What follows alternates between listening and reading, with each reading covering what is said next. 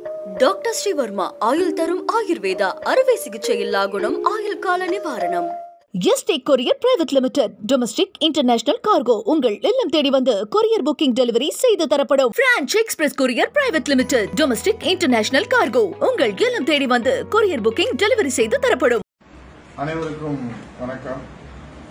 நேற்று தினம் வைகை நதியிலே தங்க குதிரை வாகனத்திலே அழகர் பெருமான் இறங்கி அங்கே பக்தகோடிகளுக்கு அருள்பாலித்தார்கள்.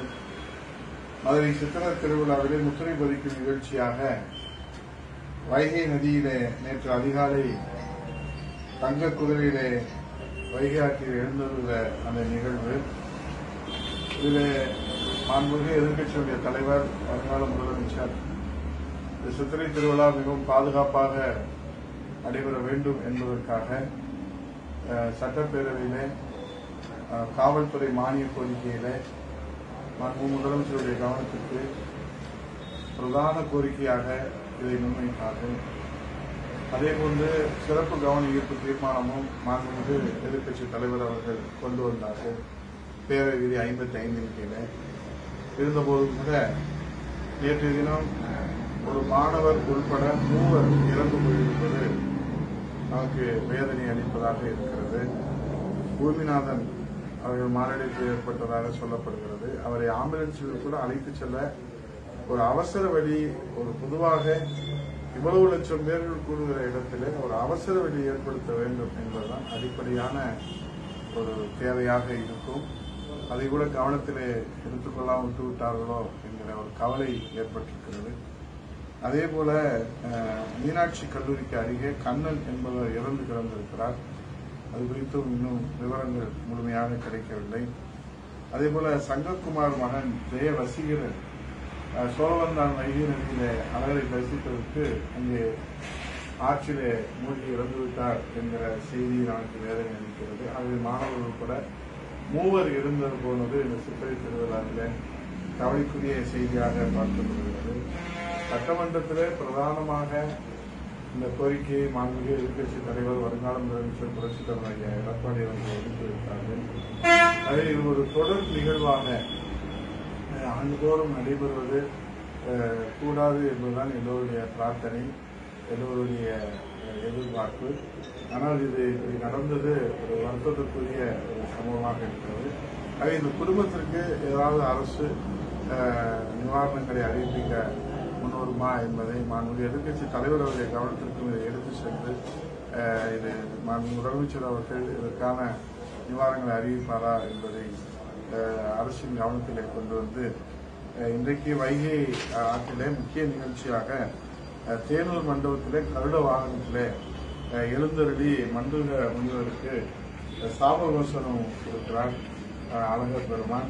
அதைத் தொடர்ந்து ராமராயர் மண்டபத்திலே இரவு விடிய ரசவதார அலங்காரம் நடைபெற இருக்கிறது. ரசவதார நிகழ்ச்சி, அதைத் தொடர்ந்து திருமஞ்சனம், அதைத் தொடர்ந்து பூப்பல்லாக்கு, அதற்கு பிறகு பேக் டு பெவிலியன் என்பதை போல அழகர் மலைக்கு செல்கிற நிகழ்வு இருக்கிறது. இந்த காலங்களிலும் கூடுதல் பாதுகாப்பு, மருத்துவ வசதி, குடிநீர் வசதி, சுகாதார வசதிகள் எல்லாம் நாம் அரசு அதிக கவனம் செலுத்த வேண்டும் என்பது மக்களுடைய எதிர்பார்ப்பு. அதைத்தான் மாண்புமிகு எதிர்க்கட்சி தலைவர் அவர்கள் ஏனென்றால் இன்றைக்கு எந்த சட்டசபையிலே எதை முன்வைத்தாலும் அது நடைபெறவில்லை, அது நடக்காது, அது போகாது, அது வராது என்றுதான் பேசுகிறார்கள் தவிர களத்திலே ஆய்வு செய்து நடவடிக்கை எடுக்கிறோம்.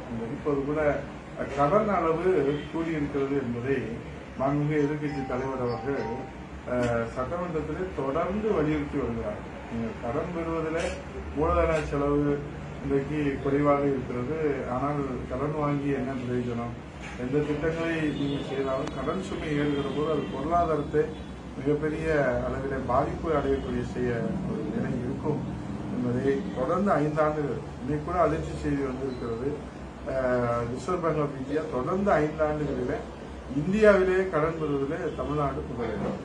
சட்டமன்றத்தில் மாண்புமிகு எதிர்க்கட்சி தலைவர் வருங்கால முதலமைச்சர் புரட்சித் தலைவர் எடப்பாடி அவர்கள் இதை தொடர்ந்து வலியுறுத்தி வருகிறார். உரிய பதில் முதலமைச்சர் நிதியமைச்சர் சொல்வார் என்கிறார். நிதியமைச்சர் அதற்குரிய பதிலை சொல்லாமல் நாங்கள் அனுமதிக்கப்பட்ட வரையறைக்குள்ளேதான் கடன் அளவு இருக்கிறது என்று சொல்கிறார். 27% 28% நீங்கள் இருந்தாலும் கூட 26% மேலே இந்த கடன் அளவு உயர்ந்திருக்கிறது என்று உங்களுடைய கணக்கில் நீங்கள் நியாயப்படுத்தினாலும் இந்திய அளவில் இந்த 5 ஆண்டுகளில் 2021 இந்த 5 ஆண்டுகளிலே அதிக கடன் வாங்கியிருக்கிற ஒரு நாடாக தமிழ்நாடு இருப்பதுதான் உங்களுடைய இந்த 4 ஆண்டு சாதனையா என்பதைத்தான் இப்போது மக்கள் கேள்வி கேட்கின்றார்கள். அதை எப்படி இந்த அரசு கையாள போகிறது? ஒரு வெளிப்படையான நிர்வாகம், ஒரு அரசினுடைய நிர்வாகம் என்பது வரவு என்ன, செலவு என்ன, பற்றாக்குறை என்ன மிக தெளிவாக இருக்கிறது. ஆகவே வரவு இவ்வளவு, செலவு இவ்வளவு, பற்றாக்குறை இவ்வளவு, அது கடன் அளவு இவ்வளவு. அப்போ இந்த பற்றாக்குறையை ஈடு செய்கிற கடன் அளவு இப்போ 73 ஆண்டுகளிலே தமிழ்நாட்டினுடைய கடன் அளவு என்ன? கடன் எதற்காக வாங்கப்படுகிறது? பற்றாக்குறையை ஈடு செய்வதற்கு. ஆக பற்றாக்குறையை கையாளுகிற அந்த நிர்வாக திறமையின் காரணமாக இன்றைக்கு திமுக அரசு 73 ஆண்டுகளிலே 5 லட்சம் கோடி, 4 ஆண்டுகளிலே 5 லட்சம் கோடி. அப்படியானால் எது சிறந்த நிர்வாகம்? இதுல குழு வேற அமைக்கிறார்கள். இந்த அரசு குழு அமைப்பதிலே கிண்ண சாதனை, தீர்மானம் போடுவதிலே கிண்ண சாதனை, கடன் வாங்குவதிலே கிண்ண சாதனை, வாய்ச்சொல் வீரர்களான கிண்ண சாதனை இந்த அரசு இருக்கிறதை தவிர மக்களுக்கு பயன்படுகிற திட்டங்கள் இந்த அரசு கொடுப்பதிலே 100% இந்த அரசு மக்களிடத்தில் தோற்று போய்விட்டது, நம்பிக்கை இழந்துவிட்டது என்பதைத்தான் இந்த புள்ளி விவரங்கள் நமக்கு காட்டுகிறது. அதை எஞ்சிய சித்திரை திருவிழாவினுடைய இந்த நாட்களை பாதுகாப்பாக நடத்த வேண்டும். எங்கள் மாண்புமிகு எதிர்க்கட்சித் தலைவர், வருங்கால முதலமைச்சர் புரட்சி தமிழர் ஐயா எடப்பாடியார் அவர்கள் இந்த சட்டசபையிலே காவல்துறை மானிய கோரிக்கையை எழுப்பிய அந்த கோரிக்கைக்கு நீங்கள் முக்கியத்துவம் கொடுத்து மக்களை பாதுகாக்க வேண்டும் என்று கேட்டு விடைபெறுகிறேன். நன்றி, வணக்கம். டாக்டர் ஸ்ரீவர்மா ஆயுள் தரும் ஆயுர்வேதா அறுவை சிகிச்சை இல்லா குணம், ஆயுள் கால நிவாரணம்.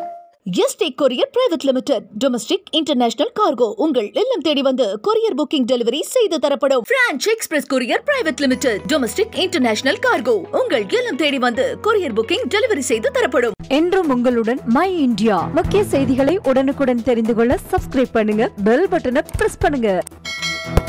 என்றும் உங்களுடன் மை இந்தியா.